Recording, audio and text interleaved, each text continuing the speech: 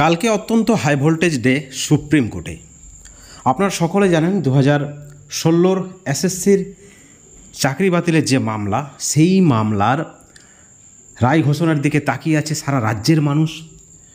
একাধিক বিতর্কের সৃষ্টি হয়েছে এবং আগামীকালকে এইমাত্র ওয়েবসাইটে দেখা যাচ্ছে যে আগামীকালকে 2016 সালের এসএসসির পুরো প্যানেল বাতিলের যে মামলা, ওয়েস্ট বেঙ্গল গভর্নমেন্ট এবং বৈশাখী ভট্টাচার্য যে ভার্সেস রয়েছে, সেই মামলার আগামীকালকে ফাইনাল জাজমেন্ট ঘোষণা হতে চলেছে। অত্যন্ত বড় খবর, ব্রেকিং নিউজ। টেনশন বাড়লো কি টেনশন কমলো আপনারা সকলে জানেন। রাজ্যের মানুষের একটা নজর রয়েছে সুপ্রিম কোর্টের দিকে এবং এসএসসি পুরো প্যানেল বাতিলের যে মামলা, সেখানে নিয়ে ইতিমধ্যে রাজনীতি শুরু হয়েছে, আপনারা সকলে দেখেছেন।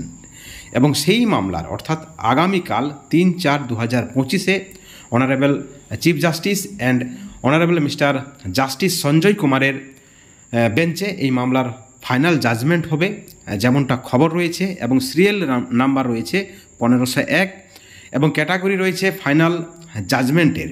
অর্থাৎ আগামীকালকেই কি সুপ্রিম কোর্টে সুপ্রিম খেলা হয়ে যাবে? কালকেই কি পুরো প্যানেল বাতিল হবে? সুপ্রিম কোর্টের পর্যবেক্ষণ কি থাকছে?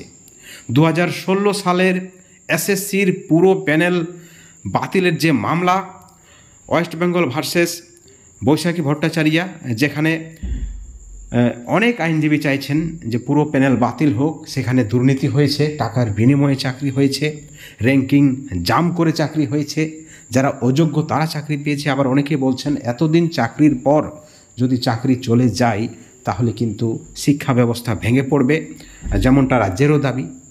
এখন ফাইনাল ডিসিশন সুপ্রিম কোর্টের এবং আগামীকালকেই ফাইনাল জাজমেন্ট সকলের নজর রয়েছে। সকল আপডেট আপনারা এই চ্যানেলে পাবেন। 2016 সালের এসএসসি মামলার প্রত্যেকটা আপডেট আপনারা এই চ্যানেলে পাবেন।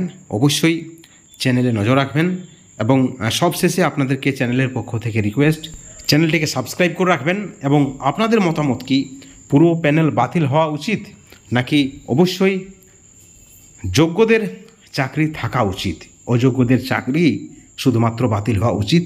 এই বিষয়ে অবশ্যই আপনারা আপনাদের সুচিন্তিত মতামত আমাদের চ্যানেলের কমেন্ট সেকশনে কমেন্ট করে জানাবেন।